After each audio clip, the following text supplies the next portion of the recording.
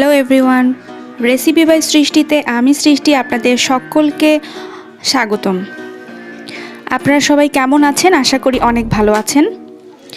এখন শীতকাল, শীতের মৌসুম, তাই পিঠাপুলি খাওয়ারও মৌসুম। এর আগে এই পিঠার একটি রেসিপি আমি দেখিয়েছিলাম। আজকে আমি গাজর দিয়ে গাজরের পায়েস বানানো আপনাদের সাথে শেয়ার করব। এখানে আমি কিছু গাজর, 3টার মতো গাজর কুচি করে কেটে রেখেছি ধুয়ে, আর রেখেছি কিশমিশ, আর আছে কাজু বাদাম খুব ছোট ছোট করে কাটা, আর হচ্ছে ছোট এলাচ। আর আমি কিছু দুধ জাল করে রেখেছি, প্রায় 1 কেজির মতো দুধ জাল করে হাফ কেজির মতো করেছি। আসুন দেখে নিই কী করে তৈরি করব গাজরের পায়েস। ভিউয়ার্স, আমার কড়াই রেডি। প্রথমে আমি 1 চামচ পরিমাণ ঘি দিয়ে দেব।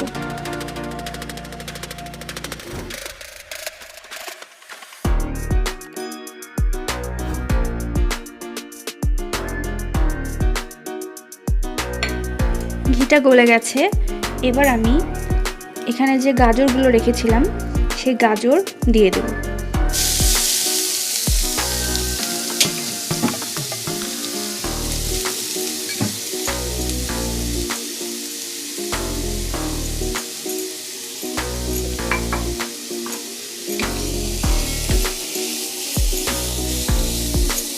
গাজর দিয়ে এখন আমি ঘিয়ের মধ্যে গাজরটা ভালো করে একটু ভেজে নেব।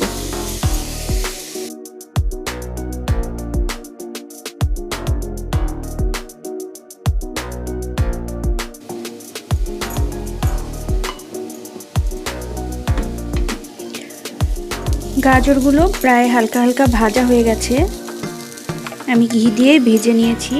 তো এখন আমি 2 মিনিটের জন্য এটা ঢেকে দেব।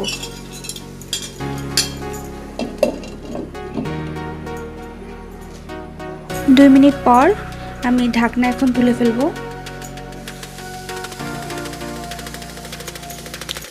একটু জাস্ট নরম করে নেওয়ার জন্যই আমি ঢেকে দিয়েছিলাম।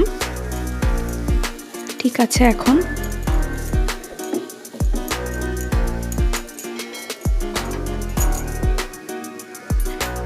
ভিউয়ার্স, সবার প্রথমে আমি দিয়ে দেব, আমি এই দুধ খুব সুন্দর করে জাল দিয়ে অনেকক্ষণ ধরে জাল দিয়ে রেখেছি, এটা আমি সবার প্রথমে দিয়ে দেব।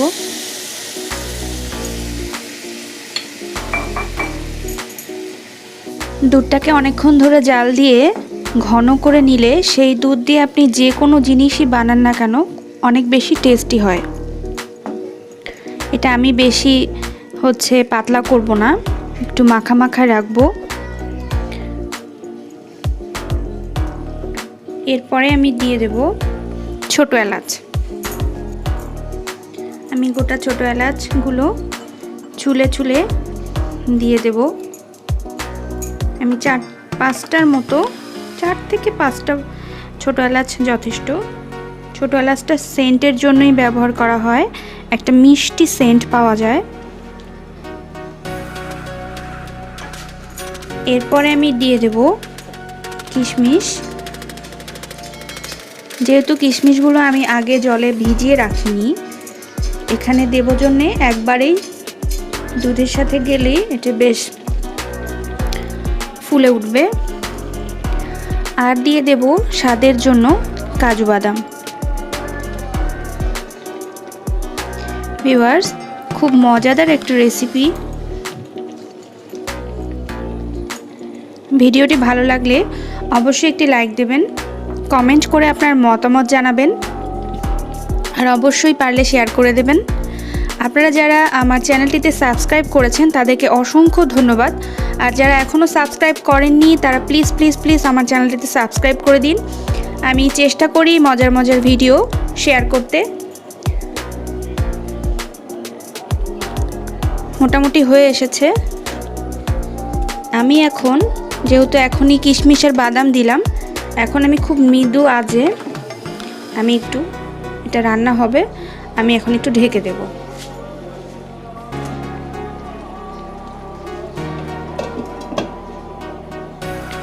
প্রায় 5 মিনিটের মতো এটা হালকা আঁচে ফুটতে হবে, তাহলে গাজরটা বেশ সিদ্ধ হয়ে আসবে। প্রায় 5 মিনিট হয়ে গেছে। এবার আমি ঢাকনা তুলে দেখব কি অবস্থা।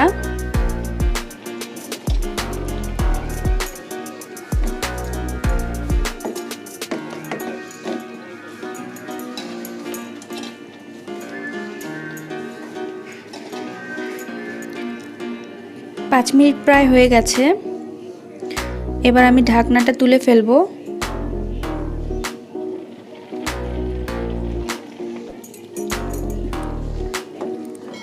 অনেকটাই দুধ শুকিয়ে আসছে। এবার চিনি দেওয়ার পালা।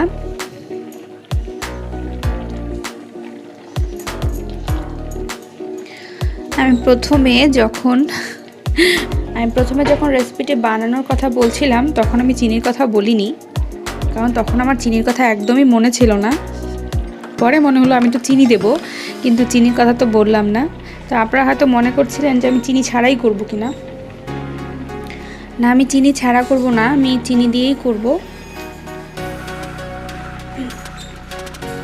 তার আগে আমি চিনি দেওয়ার আগে আমি একটুখানি পায়েস তুলে রাখবো, কারণ হচ্ছে আমার বাবার ডায়াবেটিস, চিনি খাওয়া যাবে না। তো সেই জন্য আগে একটুখানি বাবার জন্য তুলে রেখে তারপরে আমি পায়েসটিতে চিনি দেব।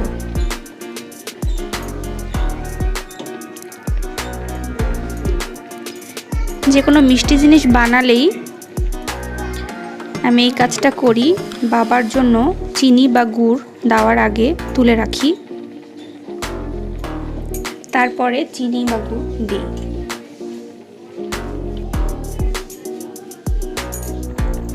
বাবার জন্য পায়েস তুলে রেখেছি। এবার আমি পায়েসে চিনি অ্যাড করব। আমি বেশি না হালকা চিনি ব্যবহার করব।